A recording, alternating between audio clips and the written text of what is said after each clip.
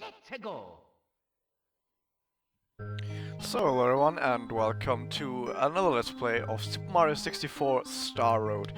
Now, Okie dokie. what is Star Road? You've probably played Super Mario 64 before or you know what it is, and this is a ROM hack of Super Mario 64 which was made by Skellox, and there's some other people that worked on it as well. So if you want to play this game yourself, then all you have to do is you gotta go to Google, throw in Super Mario Star Road or Super Mario 64 Star Road. I don't know which one of these is actually the official title. And basically this game, it plays after the events of Super Mario 64, I think. And just go over it, it's just like, okay, Bowser's doing some stupid shit again with portals in the Star World, I think. I don't know, quite sure what's happening. But the thing is, right now we're not at Peach's Castle, we're at the Starleap Tower. And we're trying to get to Star Road and stop Bowser from doing whatever he wants to do. So, in order to do that, once again, we have to go through all of the worlds in this game. We have to beat all the, well, bosses. It's only like Bowser, I guess. And restore peace and shit and whatever. So, I'm just gonna go to one of the secret areas, I guess. Because it's just very easy to go to, and it's a really good introduction to this game. This little stage right here. I think it's called like Mushroom Mountain Town, yep. So, this ROM hack. Why am I playing this ROM hack? So, the original Super Mario 64, it's a game for all ages, obviously. You can easily pick it up, play it. You don't really need to be that into it in order to like get far. You can, I don't know, you just need to know that you can like jump, maybe you can, or you can ground pound, you could maybe do this jump, maybe there's some stars that maybe you need to like, oh, that was odd. Oh, there's not a wall jump of wall. That you, maybe you know you can like, oh, you can wall jump as well, like, oh, that's pretty cool, you can do a wall jump, that's pretty cool. And that's it, that's all you need to know. You can play Super Mario 64 just knowing that, you can get all the stars, beat everything, and that's totally fine. But in this ROM hack, they kind of tried to do something different with the controls. They said like, okay guys, just knowing the controls is not enough. You need to know every single little bit about the controls and use them perfectly in every single situation in order to get the best possible outcome. What do I mean by this? So you see right here, there's this red coin I just collected. So if you just get here by just knowing the regular Super Mario 64 controls, you'll be like, okay, I'll just do a triple jump. Oh, what's that? It's not working. That's a bit odd. Triple jump is like the best jump in the game. How is that not working, right? So this game, like right off the bat, teaches you that hey, maybe you should like broaden your horizons a little bit and figure out some other ways on how to control Mario. Like one of the things you're gonna be seeing me using often is this air kick, for example. That allows you to get a little bit extra height and also have more air control. Because it extends your jump and then you can do more stuff in mid-air. So I'm going to be using that often. It's really helpful in a lot of cases, and it's one of the prime tools of actually making it through this game easily. Now another tool that I just used to get that red coin actually is combining some movements, like I'm going to combine a lunge or air dive, by using B obviously, with a triple jump, and that allows me to get a lot more distance out of it, but with the same height. So that's another one of those techniques that you're probably gonna see me use a lot in this. Whoops. Actually, I don't like it doing that way. I always like it doing with the wall kick, which I think is the easier way. So there's also multiple ways to do things in this game. A lot of times you can just do the really nice wall kicks in order to get where you want to go, and that's totally fine. Just do some wall kicks. Wall kicks are pretty fun. And a lot of times you can, like, as I said earlier, you can combine some of the movement like this. It wasn't necessary there, but I just showed it. Oh wow. And you can use that as well. What else can you do? You can use enemies, obviously, like this. That's not gonna happen too often because the enemy placement, I guess, is not quite made for this, so that you can do that everywhere. There's not that many fly guys, I think. But there are some places where if you use a fly guy like that, you can get to some really cool places. But that's really just a bonus. I guess there's one star that you could easily, you have to do that for, but that's about it. So, this Let's Play, what am I exactly doing in this Let's Play? So, In this Let's Play, usually, I don't know, I feel like usually gamers that do Let's Plays, they aren't not that good, and they kind of try and use that to their advantage. They're like, okay, if I play this game, I know I'm gonna fail, I'm not gonna be like really loud when I fail or something like that, and you can get like angry and like, oh man, I failed here, that's so bad, and everyone's gonna be like, what the fuck was that? Yeah, something like that. But I don't know, I feel like I don't want to be the kind of guy who just rages at the game for like 20 hours and then everyone's like, oh my god, this guy's raging, ha ha ha, funny. I mean, obviously I'm gonna have a lot of stuff where I fail a lot. I'm gonna have some stuff where I get a little bit rustled, but in all, I really want to try and actually make this an experience that's more like, hey, this guy is not too bad. He actually knows what he's doing. Maybe he's got some cool tricks that I just did, like jumping up that hill. I don't know. Some stuff like that. And most importantly, what I want to do is maybe I can do a little bit more, give some insight maybe on what's going on in the game. So it's very simple to just look at a game and be like, okay, it's just a fucking game, I don't know. And not really care about what's going on and what some of that. That's the thing. Maybe you're interested in game design. Maybe you want to know about all the stuff that's going on. Maybe you want to know about some of the intricacies of the controls. Like right here, you see this cliff that I somehow got up earlier? You can't walk up it. No, you just slide off. You try jumping up it. No, it's absolutely not possible. But did you know that you can just hold down A, you can keep it held, like I'm having it held down right now. If you press B, then you do this little kick on the ground. If you don't press A, you just do this punch. But if you held down A, you just use kick. And by spamming this kick, you can get up stuff like this. And it's actually not that hard to do. It's actually really simple to do. You can do it yourself if you just know how it works.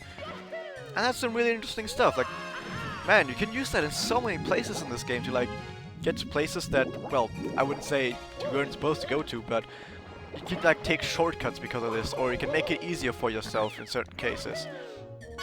And with that in mind, you can suddenly do so many more things, also in the real Super Mario 64, when you know stuff like this, or stuff like the triple jump dive combination. And that's really interesting, I think, and that's one of the things that I want to try and achieve with what I'm doing with Let's Plays. Like I said, I'm not the kind of guy who like fails a lot and then rages. I'm kind of guy who tries at least to be somewhat proficient at the game, trying to do a lot of tricks, maybe do some really weird stuff, and get to places where it's just barely possible to get to, but man, I want to do this jump, and I'm gonna do it, and it's gonna be great, and it's gonna look cool. And we're gonna have fun doing it. And doing that I can give some insights on what's going on, why are I doing the things that I'm doing, why are some things working, why are some things not working, and what's some of the game design behind this game.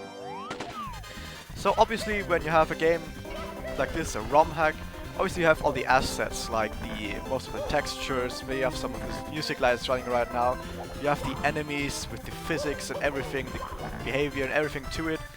So if you have all of that already, so then what do you really need to do in your game? Well, obviously you need to make all the levels. You need to make the design choices that go into making these levels.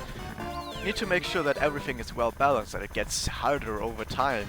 Maybe you want to put some boss fights in there that aren't just regular boss fights. You can do a lot of things with this, just having all the assets from Super Mario 64 ready, because they don't need to work on those, and working on those takes like a really long time and it's really hard to do. But you don't have to do that with this, so it's all really just game design. Oh, I wanted to grab the pole. So once I get to the actual course, I can talk a bit more about what's actually going on in the levels. This right here is, I don't know. Wow. The thing is, this is a secret course, so it's hard to say if this was supposed to be like the first course you go to, because it's a bit, well, secret obviously, but it's definitely one of the easier ones. Probably one of the easy, well, not one of the easy ones, actually the easiest, yeah. But it does a really good job at, like, not actually challenging the player too much, but making sure that you actually know what's going on in the game. But like I said, since this is like a secret thing, it's hard to say if this is like intended or anything. That you would go here that soon. Unlike the actual stages, of course. So one more thing that I'm gonna have to talk about is I'm gonna use something called save states. I just made a save state. I'm gonna make another one right here. And then I can just load the save state. Bam. I'm gonna try and not use that too often.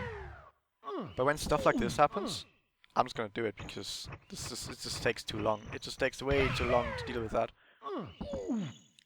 So I'm really just gonna make sure that I don't lose too much time, and that's gonna be the majority of what I'm gonna try and do. Not lose too much time.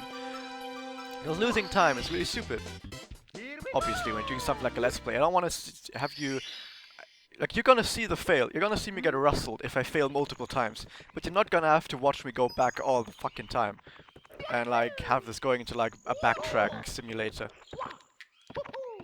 So, yeah. I can try something right here. If I can get a dive. So, you know how I take falling damage? Okay. I couldn't really show it there. Let me see if I can land somewhere that would have falling damage. No falling damage. Isn't that great? So if you... That's one of the intricacies of this game. If you are in this get up animation from a dive, you don't take falling damage. Which I think is pretty cool.